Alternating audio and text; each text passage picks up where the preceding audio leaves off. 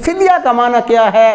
کسی بھی مسکین کو، محتاج کو ایک وقت کا کھانا کھلا دیا جائے، کھانا کھلا دیں، ایک وقت کے کھانے کا اسے خرچہ دے دیں، اکٹھا دے دیں اور نقد صورت میں دے دیں، کسی صورت میں دے دیں کہ یہ میرے روزوں کا فدیہ ہے۔ اور میرے بھائیوں یاد رکھ لیں، اللہ نے ارشاد فرمایا فَمَن تَطَوَّعَ خَيْرًا فَهُوَ خَيْرٌ لَهُ، تم اس حالت میں جو نیکی کرو گے وہ تمہارے لیے بہت بہتر ہے۔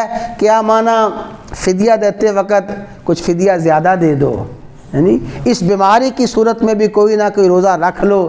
چلو مسلسل نہیں رکھ سکتے، ایک چھوڑ کے ایک روزہ رکھ لو، کبھی نہ کبھی روزہ رکھ لو، اور جو روزے رہ گئے ہیں ان کو بعد میں قضا کر لو، اور بعد میں بھی قضا نہیں کر سکتے پھر فدیہ دے دو۔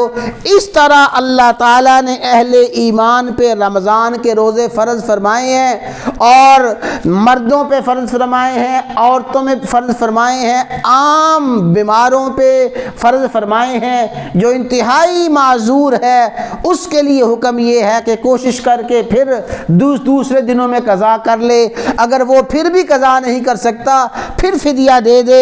تو کسی صورت میں، عام صورت میں روزے کو ہرگز نہ چھوڑے، اس لیے کہ روزے کو چھوڑنا انتہائی محرومی ہے، انتہائی محرومی کی بات ہے۔ رسول اللہ صلی اللہ علیہ وسلم اور صحابہ کرام ماہ رمضان کے آنے سے پہلے ہی ماہ رمضان کی تیاری شروع فرما دیتے تھے۔